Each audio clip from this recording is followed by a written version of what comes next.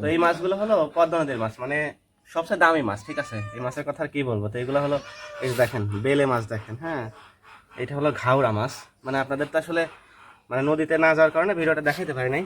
এখন এই যে ভাইয়া মাছ নিয়ে আসছে আর কি, ঠিক আছে। আমি যাই নাই, থাকলে পরে অবশ্যই আপনাদের দেখানোর চেষ্টা করতাম যখন নদী থেকে মাছগুলো ধরা হয় তখন মানে কেমন দেখা যায় আর কি, ঠিক আছে। কোন মাছগুলো আগে দেবো ভিতরে, পলির ভিতরে সব দিয়ে দেয় এগুলো না, এইগুলো এখন আসলে আমরা মানে প্রস্তুত করতেছি হলো, মানে এগুলো নেওয়া হবে হলো আপনার আড়তে, ঠিক আছে। আড়তে নিয়ে বিক্রি করা হবে। আসলে দেখা যায় যে এতগুলো মাছ মানে দামি মাছ, তো তো বাজারে নিয়ে বিক্রি করা, আবার মনে করেন বিকেলে ভাইয়া নদীতে রওনা দেবে, ঠিক আছে। যার কারণে মানে বাজারে বসে বিক্রি করা সম্ভব না, ঠিক আছে। যার কারণে হলো এইভাবে আড়তে নিয়ে গেলে একবারে মনে করেন বিক্রি হয়ে যাবে, ভালো দাম পাওয়া যায়, বুঝছেন। মানে পদ্মা নদীর মাছ ওখানে অনেক ধরনের ক্রেতা আসে আর কি, ঠিক আছে।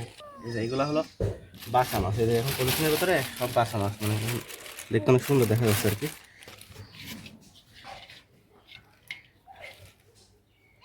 তো আপনারা যারা আমাদের ভিডিও দেখেন আপনারা তো জানেন যে আমরা আসলে পদ্মা নদী থেকে মাছ শিকার করি। তো এই মাছগুলো পদ্মা নদী থেকেই শিকার করা। তো এর থেকে আসলে মানে সুস্বাদু মাছ আর হয় না। হ্যাঁ, এই মাছ তো অনলাইনে বিক্রি শুরু করা লাগছে, যে সুন্দর চেহারা। এগুলো দিব, বড়গুলো দিয়ে দেবো।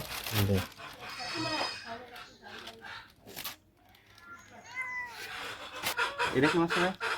ইয়ে বাস ইয়ে ফেসা ফেসা ফেসা না, এই লিখাটা ট্যাংরা এটা তো ঝাটকা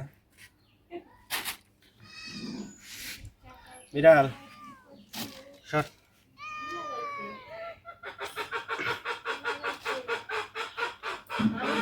চিংড়ি এরকম চিংড়ি, ডিম আছে চিংড়ি।